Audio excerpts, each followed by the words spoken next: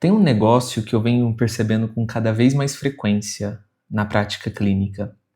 É uma tendência silenciosa, mas que tem me preocupado bastante. Uma tolerância cada vez menor para o tempo necessário que uma pessoa precisa ter para se tornar bom em algo. Cada vez mais encontro pessoas que não suportam por muito tempo a experiência de não saber. Sabe, essa experiência do não saber, essa experiência de errar, tentar de novo, falhar, insistir. Existe uma impaciência enorme diante desse processo, como se o valor estivesse apenas no resultado final e não no caminho que leva até ele, nesse processo, sabe? E isso me preocupa um pouco porque, do ponto de vista psicanalítico, é justamente nesse caminho de frustração, tentativa e elaboração que algo fundamental da nossa subjetividade se constrói. Mas, ao mesmo tempo, eu também entendo muito bem de onde isso vem. Se eu tento me colocar, por exemplo, no lugar de um adolescente hoje, ali por volta dos 15 anos, eu consigo imaginar facilmente aquela situação quando alguém chega para ele e diz: leia esse livro e depois escreva um texto refletindo sobre ele. Sabe essa coisa que a gente fazia com tanta frequência na escola? Você que está me ouvindo, provavelmente numa faixa etária aí dos 25 a 30 e poucos anos, vai lembrar disso. Né? Então, alguém chega e fala: leia esse livro e depois escreve um texto refletindo sobre ele. E esse adolescente pensa: por que eu faria isso? Por que eu ficaria sentado lendo páginas e páginas de um livro que talvez me entedie? Para depois ficar olhando para uma página em branco tentando organizar ideias? Isso parece inconcebível, né, para os mais jovens hoje. Enquanto isso, no celular, existem estímulos infinitos.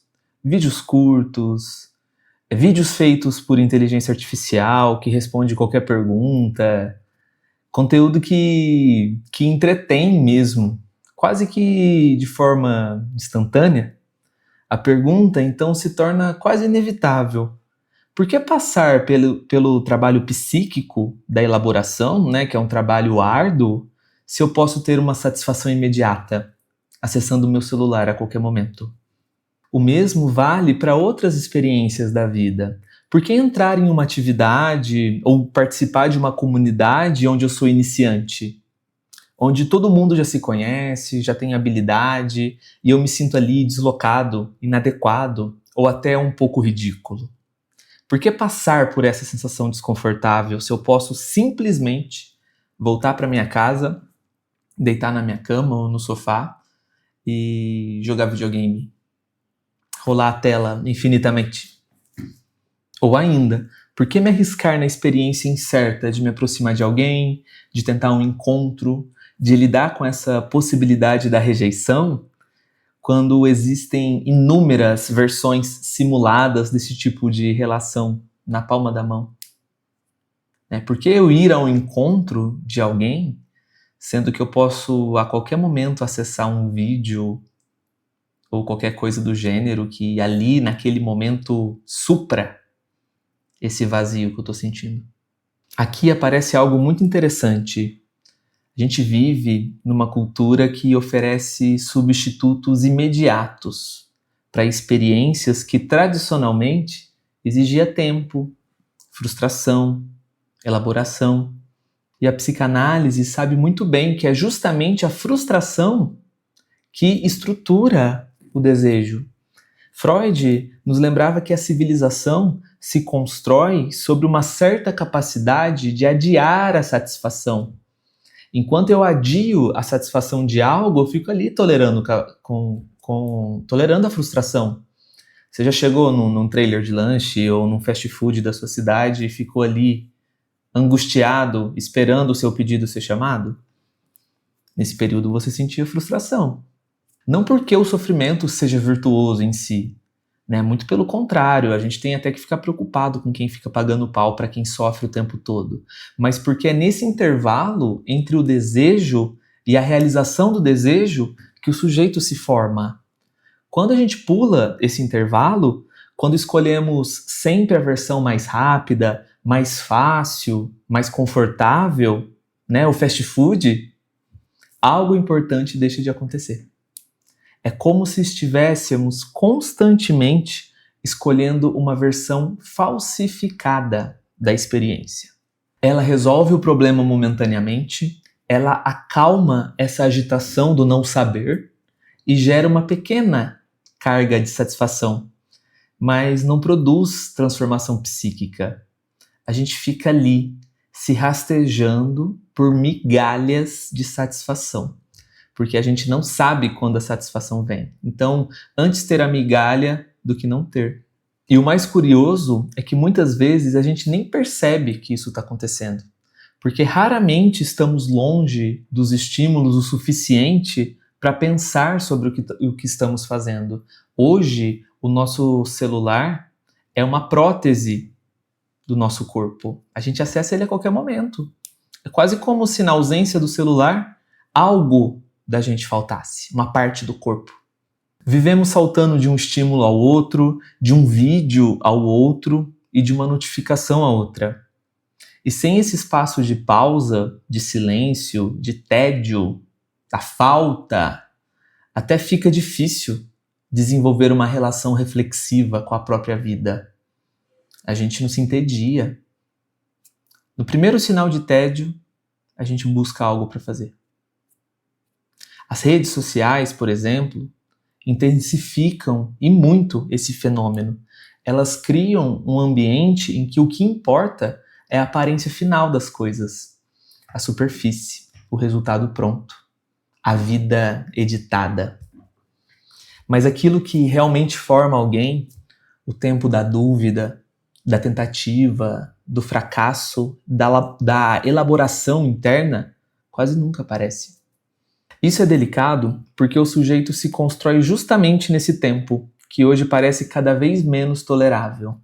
Pense, por exemplo, na experiência aparentemente banal de ler um livro difícil. Você se entedia, você se perde no texto, você precisa ficar voltando nas páginas, ler a frase do começo. Mas é nesse processo que algo acontece internamente. Você exercita atenção, interpretação, associação de ideias. Você começa a produzir um pensamento próprio. Você acaba se misturando com o autor do livro. Porque para você conseguir interpretar aquilo, você precisa de recursos internos. Muito parecido com a leitura da obra de Jacques Lacan, ou de qualquer autor mais difícil, Dostoiévski, ou até a própria Virginia Woolf, que escreve em fluxo de pensamento.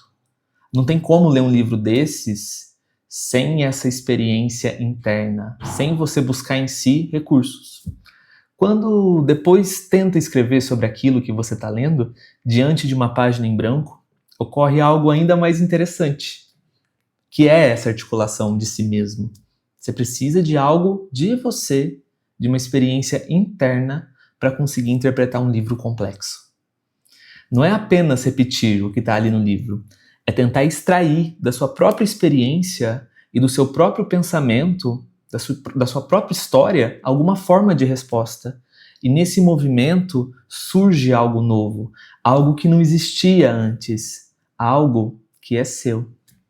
Existe algo profundamente transformador nesse processo, mas ele exige algo que hoje se tornou raro: tempo sob tensão psíquica.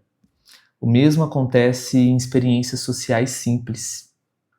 Ser um iniciante em algum lugar, né, o novato, não saber fazer algo, sentir-se meio deslocado, essas situações são muito desconfortáveis, sem dúvidas, mas também são extremamente fértil do ponto de vista subjetivo.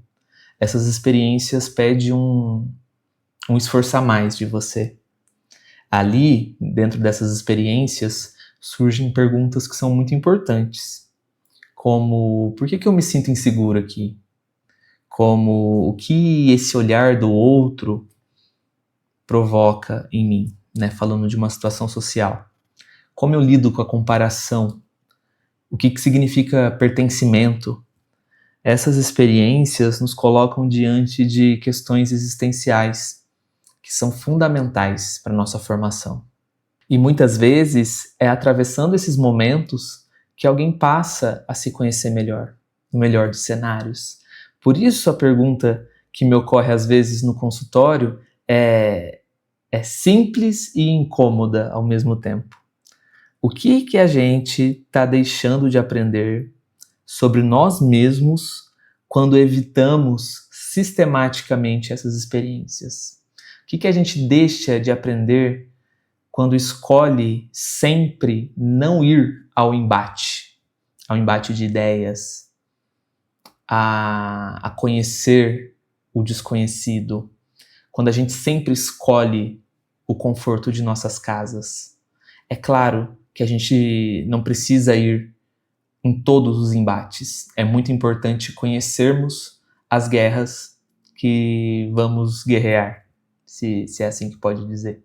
Uma outra pergunta que me ocorre muitas vezes é o que acontece quando quase toda a frustração que a gente tem na vida pode ser anestesiada por um estímulo digital. Não se trata de demonizar a tecnologia, muito pelo contrário. Eu que tenho 31 anos sei dos benefícios que tive e que ainda tenho com a tecnologia. Tem muita coisa que facilitou, e muito. Sem contar que jogar videogame sempre vai ser uma atividade muito legal. Mas talvez o risco seja outro. O risco é começarmos pouco a pouco a entregar partes daquilo que poderíamos nos tornar como sujeitos no mundo em troca de conveniência. Uma vida muito orientada, né, pela lógica do agora, daquilo que é rápido, daquilo que não vai gerar um esforço. Uma vida cada vez mais guiada por pequenas descargas de dopamina, que é aquela recompensa rápida. E eu, como psicanalista, nem curto ficar muito nesse papo de dopamina, mas nesse caso se encaixa. É muito prazeroso esses estímulos que a gente tem na tela do celular. E isso muitas vezes me faz pensar que tipo de subjetividade estamos formando nesse ambiente. Se há subjetividade, né? Essa é uma pergunta que ainda não tem uma resposta clara, mas talvez valha a pena começar por algo simples. Recuperar deliberadamente, né, à medida da nossa escolha, algumas experiências que exigem mais de nós. Se arriscar um pouco mais, lembrando, não batalhar em todas as batalhas, mas escolher aquelas que podem ser essenciais. Essas experiências que nos tiram um pouco da famosa zona de conforto, né? Não porque sejam eficientes, não porque tragam resultados imediatos, mas porque muitas vezes é justamente ali que algo do sujeito, algo da sua autonomia pode nascer.